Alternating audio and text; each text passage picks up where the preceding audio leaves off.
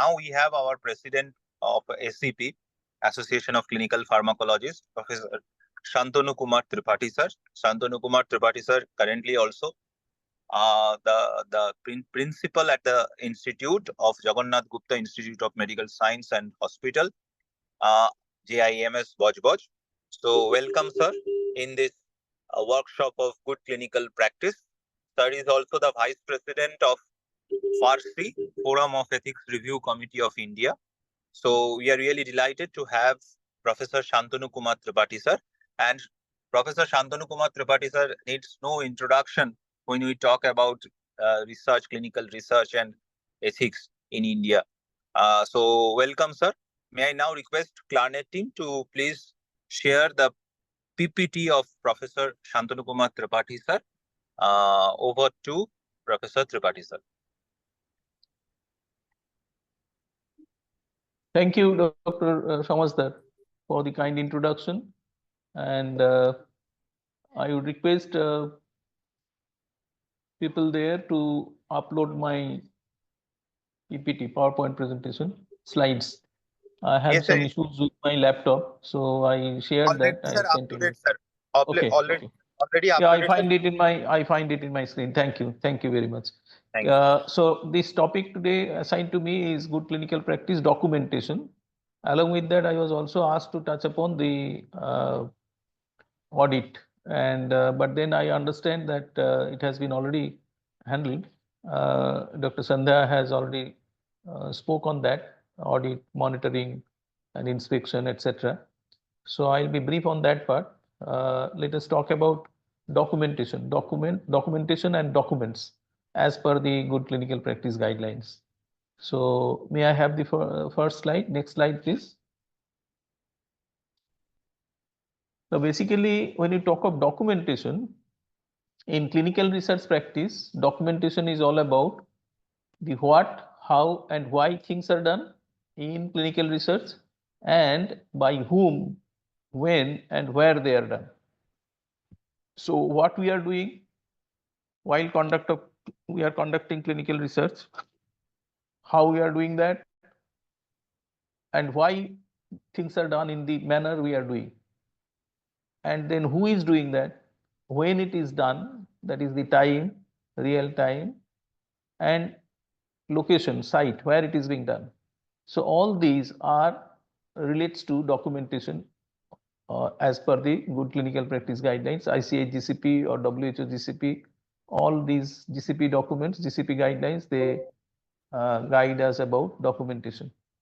And one very popular saying that we have to document everything in the ambit of conduct of clinical research, that it is said that if we have failed to document, which will amount to as if we have not done the thing. But at the same time, there is a caveat also. If there is some indication that something wrong has been done, so even if we have not documented that, people will accept that yes, we have done that wrong thing. So that means we need to document everything. Without that, we cannot claim that we had done very good things. But if a bad thing has happened, that even if we avoid documentation, we cannot avoid that. That will be otherwise caught by the monitor, caught by the auditor, caught by the inspector, regulatory inspector. So we should be cautious while we are laying our hands in conduct of clinical trials. Can I have the next, please? So documentation is a cornerstone of good clinical practice. Please change the slide. It's very important. Anything not documented means not done. So we must be careful about whatever we are doing. We must document, and we must document it in real time. And while documenting, we have to also ensure who is documenting this. So that also needs to be signed and dated, okay, and stamped. Next, please. Next slide, please. Go to the next slide. Yes. So documentation in clinical research refers to two things broadly. One, essential tools, that is written instructions about what to do, how to do, when to do, etc. And then the precise process that is recording in writing. Whatever we are doing, we have to record that in writing. Okay. So one, the essential tools, that is written instructions of how to be done, how it is to be done. So that actually refers to the documents. Those documents are guiding documents. Those documents actually guide us how we are going to do things. And then while we are doing things, we have also to record them. So both of them has to be in writing. So the documents that guide us for doing things in the right manner, and the documents that we create while we are doing things. So that also we are, that second thing is called the process. The tools are what and how to do it, which include the tools include the protocol, study protocol, the investigator's brochure, the case record form or case report form, the, the informed consent documents, the clinical trial agreements, etc. There are different kinds of documents that actually help us in conduct of clinical trial, facilitate the conduct of clinical trial. On the other hand, when you talk of the process, it is how it's done, that is what, when, and by whom. So that is the, that relates to the process. That is actually the act of documenting things. Good documentation is the cornerstone of clinical research, and it ensures quality, transparency, accuracy, and compliance of the ICH GCP guidelines and applicable regulatory standards. So whatever we document, we actually, while a good documentation practice will ensure quality of conduct of clinical trial, it will help in maintaining transparency. It will also facilitate generating credible data and accurate data, and the study outcomes will also be accurate. It also would guide us to comply with the, whether we are actually complying with the ICH GCP guidelines or the regulatory mandates. So that also, regulatory standards, that also through documentation we are creating, providing some kind of evidence that we are doing things appropriately. Next, please, next slide. So documentation ensures performance quality. In this case, performance means the conduct of clinical trial, that performance, and data integrity. Lot has been said about data integrity in the last presentation by Dr. Sandhya Selvarajan. And also documentation enables proper data analysis, helps in audit trails and data verification. It also enhances protection of participants' rights and safety, and that actually refers to ethics. So as if we try to recall the definition of good clinical practice, we know that there are two arms. One is credible and reliable data generation, and on the other hand, that is what is called science part. And then at the same time, to see to it that the trial participants, their rights and well-being and safety, that is assured. Okay, they are protected. So both, in both these two areas, documentation helps. A good documentation practice provides access only to authorized and authenticated individuals, maintains the completeness and consistency of data, and prevents the possibility of data loss or unauthorized disclosure of personal information. So all these are actually catalyzed when we follow a good documentation practice. Please go to the next slide. The next slide. In the next slide, we have spoken about data integrity. Data integrity in clinical research refers to data completeness, data consistency, and data accuracy. And the determinants for data integrity are ALCOA plus, that is actually defined by the US FDA. And when you talk of ALCOA, initially there were 5 attributes or 5 determinants, that is attributable, legible, contemporaneous, original, and accurate. These are the 5 criteria for which are decided for data integrity. But then 4 more have come up, and that is the data must be complete, consistent, enduring, and available. The next slide also gives the clarity that what does these different criteria, what do they mean actually. Next slide, please. That ALCOA plus. Next slide. Yes, the ALCOA plus framework, which are the key principles of GCP documentation. When you talk of attributable, we mean actually data and documents should be traceable to a specific individual or source. It can be attributed to a person or a particular source. That is attributability of data. Next, the data which is documented, it has to be documented in a legible manner so that it can be read by next person. Okay, data must be clear and readable. Next comes contemporaneous. That means the data should be recorded in real time. When the data is being generated, immediately it has to be documented. It has to be recorded at the time of observation or at the time of measurement, right then, not at a later point of time. Okay, contemporaneousness. Next is original. The first recording of the data should be preserved or certified copies maintained.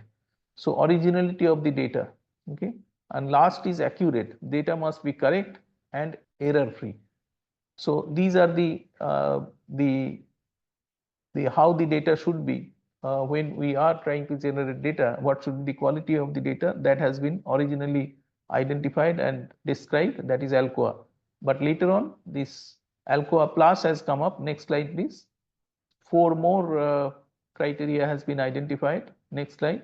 That is complete. Data must be complete, contains all details. Nothing must be deleted or removed from the date of documenting. An audit trail to be maintained. It has to be consistent. Data must be able to prove the correct sequence of events. It should be arranged chronologically, be dated and time stamped on the expected sequence. Data must be enduring. It is accessible long after it has been recorded. So it must be recorded in a manner so that it is not deleble, it is not erasable.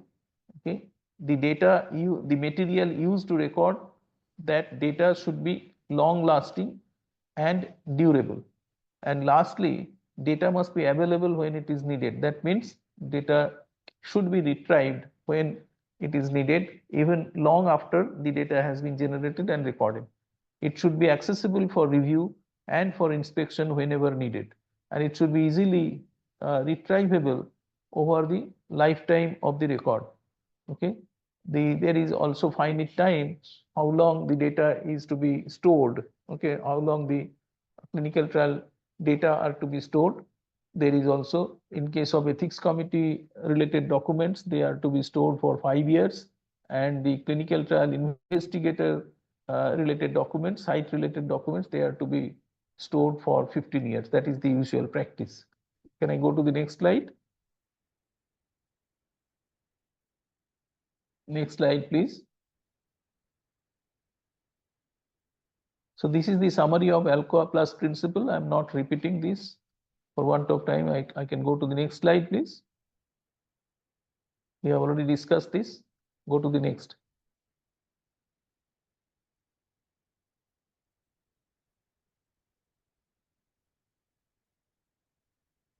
So there could be possibility of data integrity breach, which is of course undesirable, but sometimes it can happen. What is that? When do you consider that there has been a breach in the data integrity? It involves violations of one or more principles of ALCOA. So we have talked about the 9 principles, and any of these 9 principles, if it is violated, then we would call there is data integrity breach. Intentional deletion or manipulation of original records is considered to be data integrity breach. Accidental destruction or loss of data is also considered as breach. Uncontrolled documentation is breach, and failure to record data contemporality, that is also considered as breach. Now, electronic data recording has come up in recent times, not very recent time, but for the last more than a decade now. So that is a more efficient way to combat common data integrity issues as opposed to the manual data entry or manual data recording. Okay, paper CRFs, instead of paper CRFs, if we use say eCRF, that is case record form, then the chances of breach is much minimized, much less. Can I go to the next slide? Next slide, please. Yes, coming to quality assurance in clinical trials, uh, this is important. It ensures, quality assurance ensures that the study adheres to established rules, regulations, scientific principles, guaranteeing data integrity and consistent protocol application, and involving systematic activities to maintain high quality in all aspects of the trial, from design of the trial, that is protocol design, to reporting of the trial.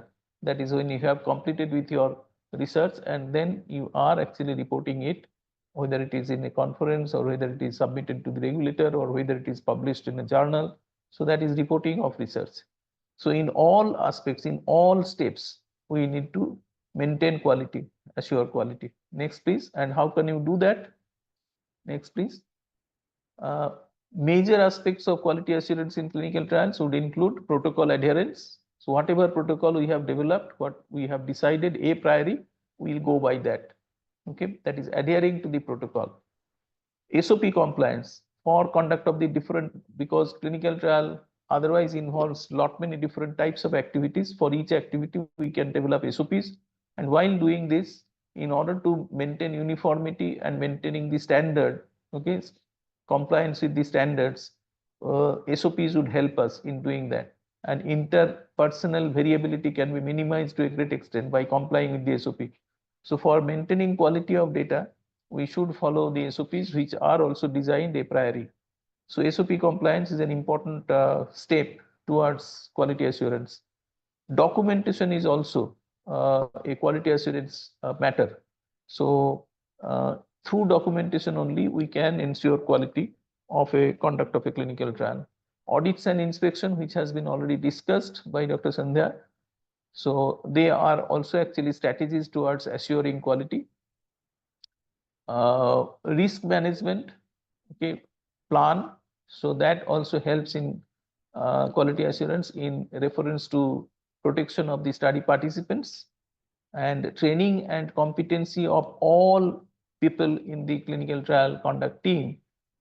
All CT personnel, clinical trial personnel must be adequately, appropriately trained. Apart from the science of clinical research, they should also be trained to clinical trial management. They should be trained with the good clinical practice guidelines, trained with ICMR guidelines, trained with the uh, new drugs and clinical trial rules. So all these training, and they should also have hands-on training depending on what particular area of clinical research conduct they are would be expected to lay their hands. They are given specific training towards that end. Okay. So all these steps actually, they are very key aspects in assuring quality in clinical trials. Next, please. Next slide.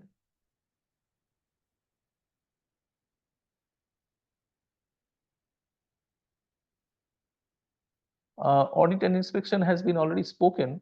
There is no need to detail further.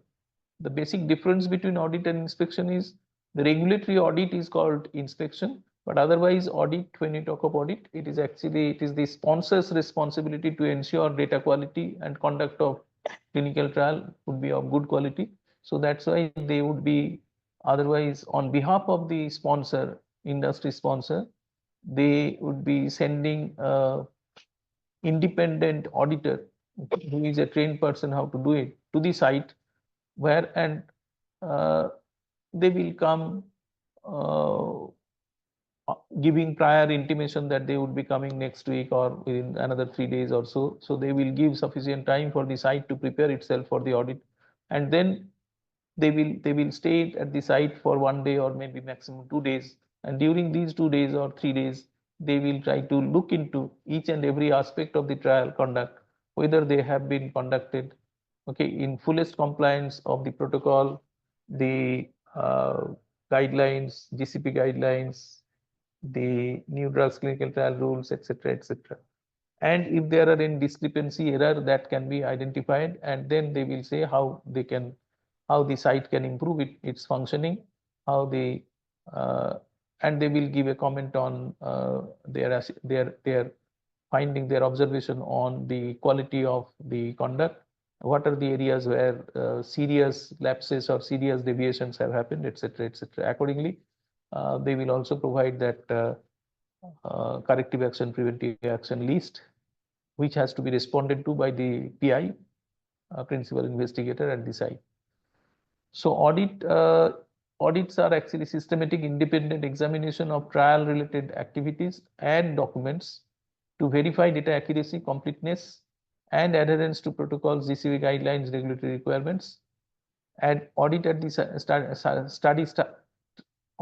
study site is done on behalf of the sponsor by independent auditors appointed by the sponsor. Regulatory audits, also known as inspection, is done by the regulators in order to check if the study is being conducted in compliance with applicable rules. There are two kinds of audits, which has been again mentioned, routine and for cause, and conducted usually by following a given standard. Can I have the next slide, please?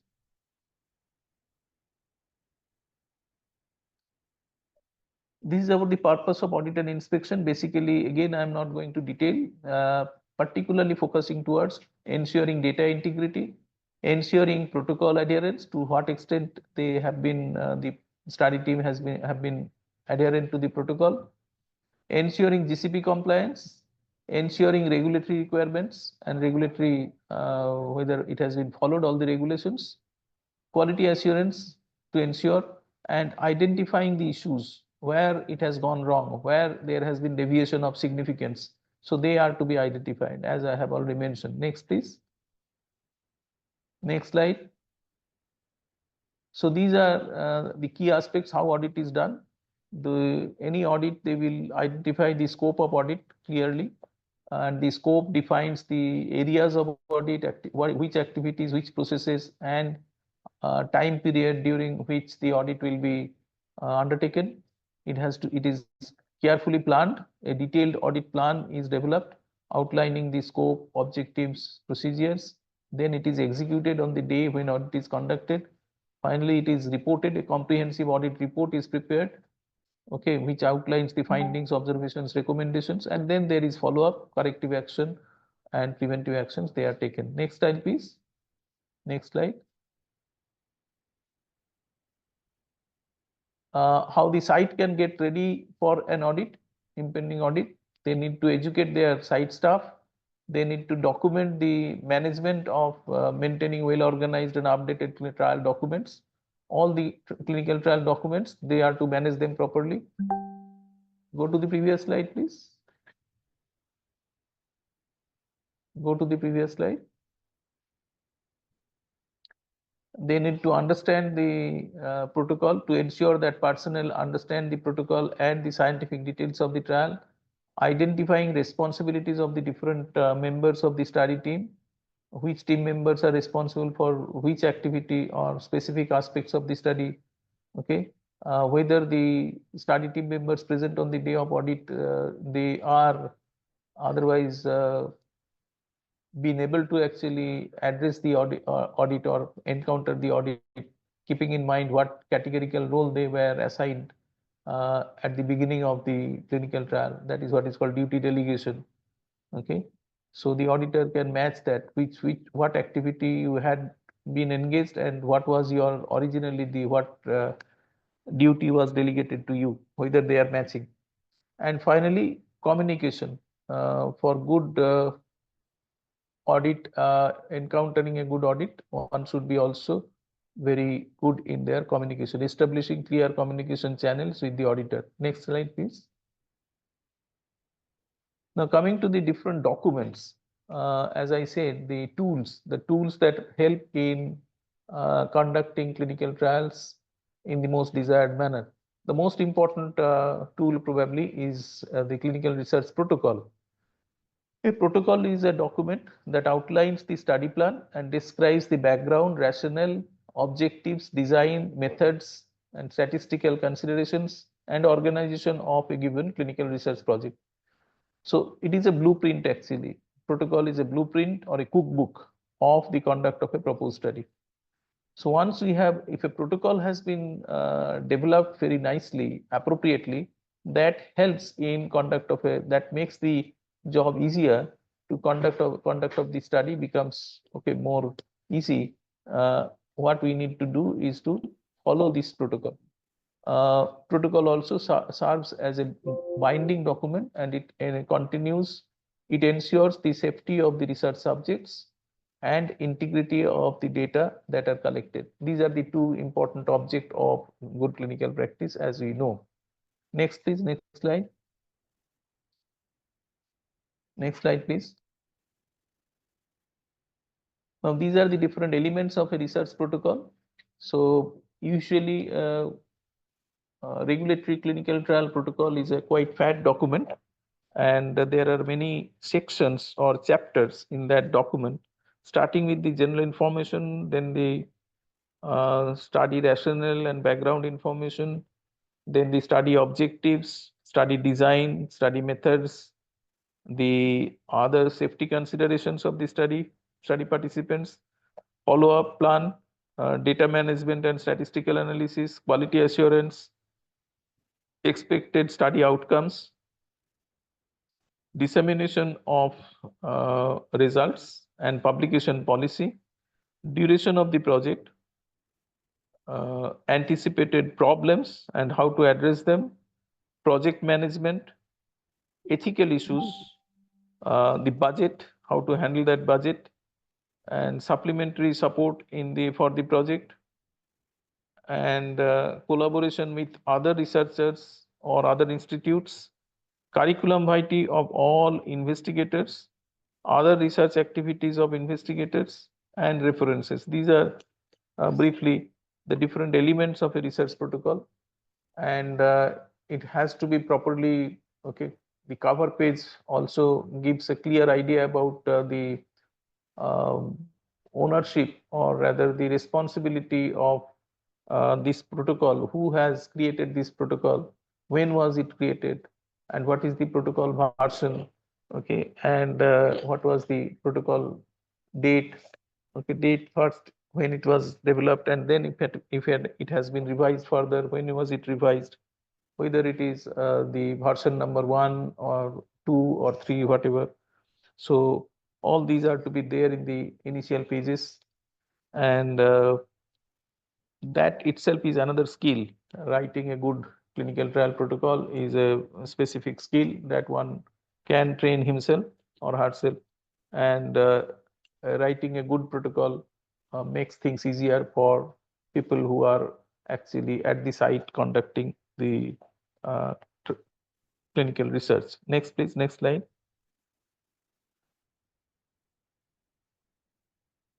There might be a need for amending the protocol, making modifications in the protocol even after once it has been already in place, or the study has been initiated, or the protocol has been approved by the regulatory agency, by the ethics committee, local ethics committee.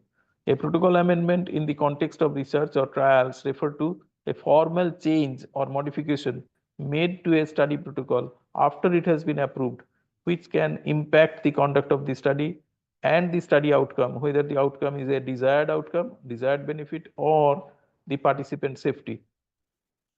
The amendment could be of minor or major nature based on the significance of its consequences. They are called, amendments are called minor or major. Sometimes it is only administrative kind of change which is brought about in the protocol, but because there has been a change, it is called amendment. But that such kind of an administrative change might not have any significant impact on neither the data credibility, data quality, as well as the patient safety or the participant safety. So that's why they are called minor. But then there could be also major amendments. So that can have impact on the data quality as well as on the participant safety. So one should be cautious about that. Now, in this reference, we should also talk about protocol deviation and violation. Protocol deviation is any relatively minor or innocuous departure from the study design or procedures defined in the approved protocol, which may not impact data integrity participant safety to a considerable extent. That is, they are without significant consequences. On the other hand, if you think of a protocol violation, it is any major or serious unapproved deviation from the study design or procedures that affects subject rights, safety, or the integrity of the data, potentially jeopardizing the study's scientific validity. Obviously, then, a major uh, violation or a major, that is major shift or a protocol violation is to be taken much more seriously. And whether it is particularly the major ones, that is the violation, without review by the ethics committee and the regulator, in fact, they cannot be put into practice. So we have to wait until a nod is received from the regulator or the ethics committee. So like the protocol also, all the amendments are also to be submitted with the ethics committee and also to the regulator. Next, please. Next slide. So some of the examples of protocol violation, like failing to obtain informed consent and going for randomization or going for intervention, enrolling a subject who does not meet inclusion exclusion criteria. So where you have actually uh, gone beyond the specified inclusion exclusion criteria. So in such a situation, one should be very transparent, and sometimes it is done, but then you should also done it very transparently. The sponsor's medical monitor should be also taken into confidence, and there should be documented, okay, directive from the sponsor's medical monitor to go for uh, proceed further when minor modification in the inclusion or exclusion criteria has taken place. But otherwise, broadly speaking, it is better to be discouraged, not to indulge in deviation from the specified inclusion and exclusion criteria. Performing a study procedure which is not described in the protocol, mistakes in dispensing and dosing the investigation and medicinal product, unreported serious adverse event. A serious adverse event has happened, but it has not been reported. It's a serious protocol violation. Intentional fraud or falsification of data are, of course, a major protocol violation of great consequence. Can I have the next slide? Next slide, please. Now coming to another document, and that's important document, investigator's brochure in a clinical trial. As you know that clinical trial happens in phases, phase 1, then phase 2, phase 3. Even when you are doing phase 1, we need to see whether we are sufficiently ready for going for phase 1 study, that is for the first time doing a human study. So whatever experience we have, so far as the investigation product is concerned, relating to its property, relating to its safety profile, relating to its ability to do some benefit, etc. So they are to be collated and given the form of a document, and that's what is called investigator brochure. The investigator brochure only will make the investigator well aware about the molecule that he is handling and putting it into test in the form of a clinical trial. So investigator brochure provides us an opportunity to be familiar with that investigational medicinal product. So it's a comprehensive document, in fact, summarizing all relevant clinical and non-clinical data about an investigational product and intended to provide investigators with the necessary information to conduct clinical trials safely and effectively. So investigator brochure is often referred to in ensuring participant safety and in relatedness assessment of serious adverse events. Next, please, next slide. The next document is a case report form or data collection form. So it is a paper or electronic form specifically used in clinical research and which is meant for documenting the collected data from each participant in real time as per the plan as specified in the protocol. So it is extremely important, case report form. So until a decade back, we were mostly comfortable with the manual CRF, okay, or physical CRF, paper CRF. Now, of course, an era has come when almost all the regulatory clinical trials, they go for electronic CRF, e-CRF.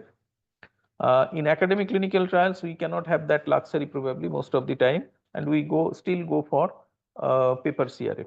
So we should be careful also when using a paper CRF. So kind of caution that we have to exercise. When you are using a pen, you have to see that the ink is not delible, okay, or when you are doing a photocopy, you can get good impression of that, etc.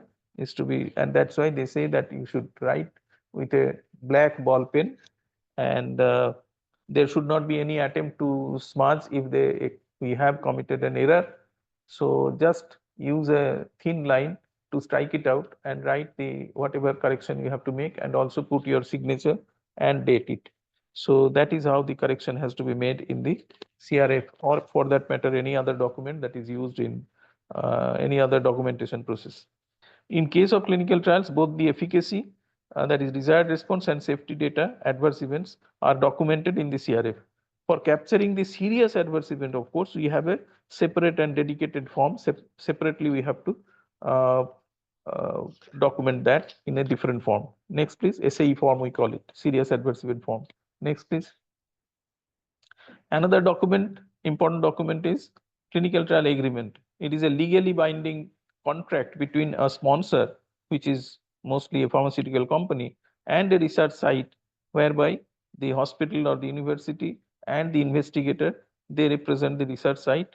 So this contract outlines the terms and responsibilities for conducting a clinical trial, terms and responsibilities of the different stakeholders, particularly the sponsor, the institution management, and the investigator. These are the three most common parties or the stakeholders which sign, which come to an agreement in reference to conduct of a clinical trial at a given site. So the agreement will also include the what is the trial, what is its scope, what and where from the funding support coming, how it is coming, how the data will be handled, and who will hold the intellectual property and how it will be managed. So all these are mentioned in the clinical trial agreement. It's also a detailed document. It's more of a legal document. Next slide, please. Coming to the standard operating procedures, these are also important documents in conduct of clinical trials. An SOP is a set of step-by-step instructions for performing a routine activity. SOP should be followed the same way every time to guarantee that the organization remains consistent and in compliance with regulations, guidelines, and standards. The sites, clinical trial sites, are supposed to have site SOPs. The IEC, Institutional Ethics Committee, has its set of SOPs.